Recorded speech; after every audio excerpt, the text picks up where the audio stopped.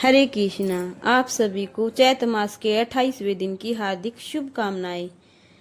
सूत जी बोले, तदंतर उन दोनों वीरों को देखकर सर्वशास्त्र वेता ब्रह्मा जी साम दान वेद आदि नीतियों के माध्यम से युद्ध की समाप्ति के उपायों को सोचने लगे। इनके वास्तविक बल का मुझे कोई ज्ञान नहीं है।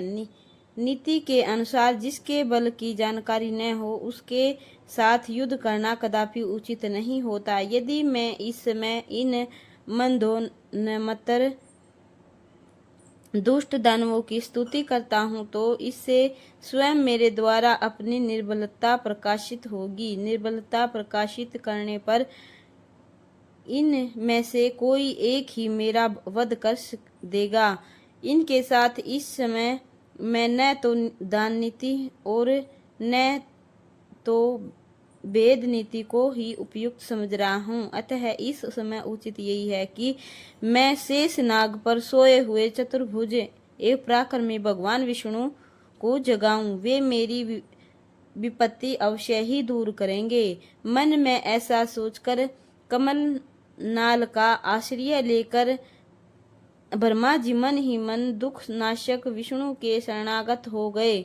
वे शुभ संबोधन के द्वारा योगिंद्रा के कारण संपन्न रहित उन नारायण जगतपति भगवान विष्णु को जगाने के लिए उनकी स्तुति करने लगे। ब्रह्मा जी बोले, हे दीननाथ, हरे हे विष्णु, हे वामन, हे माधव, भक्तों की पीड़ा हरने वाले, हे हर्षकेश, हे सर्वव्यापिन, हे जगत पिता, हे अंत स्वरूप, हे वासुदेव, हे अंतर्यामी, हे जगत के स्वामी, हे दुष्टों तथा शत्रुओं का संहार करने वाले, एकाग्र चित्त वाले, हे चक्रधर, हे गदाधर, हे सर्वज्ञ, हे सर्वलोक, हे सर्वशक्ति मान, हे देवेश, हे दुख नाशक, अब आप उठिए और मेरी रक्षा कीजिए।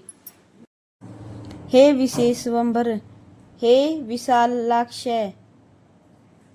हे पुण्य श्रवण कीर्तन, हे जगत पिता, हे निराकार, हे सृष्टि पालन संहार के कारक, हे महाराज, ये दोनों मंदोन्मत्त दानव मेरा वध करना चाहते हैं। हे सर्वाधार, मैं इस समय संकटग्रस्त हूँ, क्या आप यह नहीं जानते? हे महाविष्णु, मैं इस समय दुख से अत्यधिक पीड़ित हूँ और आपकी शरणागत हूँ। ऐसी स्थिति में यदि आप मेरी अपेक्षा करेंगे तो आपका जगत पालन का नियम निरर्थक हो जाएगा। इस प्रकार स्तुति करने पर भी जब योगिनिद्रा में लीन भगवान विष्णु नहीं जगे, तब ब्रह्मा जी ने विचार किया कि भगवान विष्णु अवश्य ही शक्ति के अधीन होकर योगी निद्रा के वश में हो गए हैं, जिससे ये धर्मात्मा नहीं जग रहे हैं। अब दुख से पीड़ित मैं इस समय क्या करूं?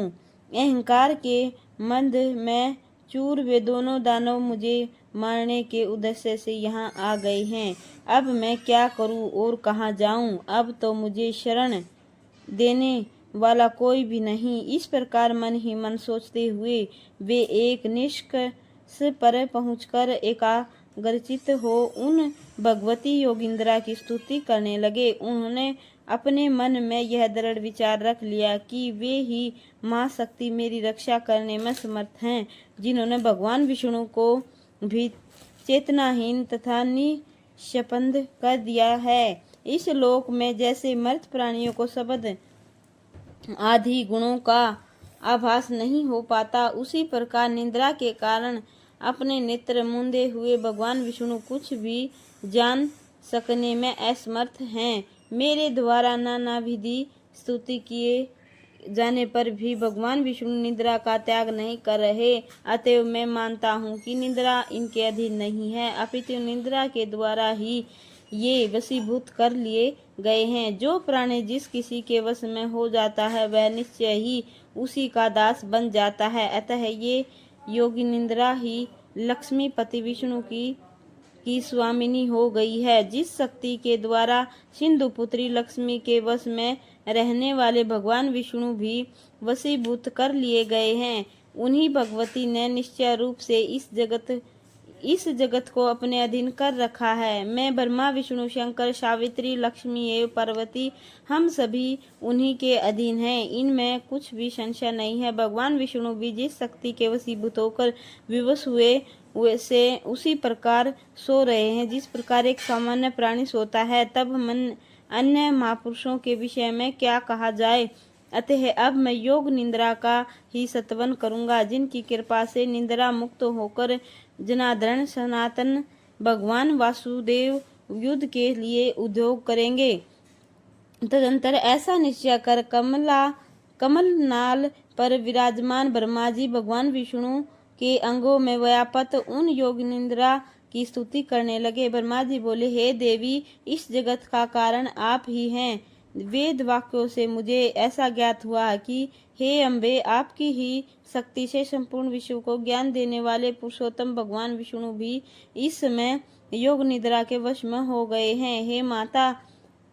हे माता, लोकों को मोहित कर देने वाली आपकी लीला को कौन जान सकता है। आपकी इस लीला से मैं तो मूढ़ हो गया हूँ और ये विष्णु परवंश होकर सो रहे हैं। हे समस्त प्राणियों के मन में निवास करने वाली भगवती, करोड़ों देवताओं में भी ऐसा कौन विज्ञ है जो ऐसा आप निर्गुणा का रहस्य जान सके। संख्या शास्त्रों के विद्वान पुरुष और प्रकृति से जगत की उत्पत्ति मानते हैं। इनमें वे अचेतन प्रकृति को ही जगत को उत्पन्न करने वाली बताते हैं। तो फिर क्या आप वैसी हो अचेतन हैं? किंतु यदि आप जड़ होती तो इन जगधार विष्णु को इस समय चेतना रहित कैसे कर देती।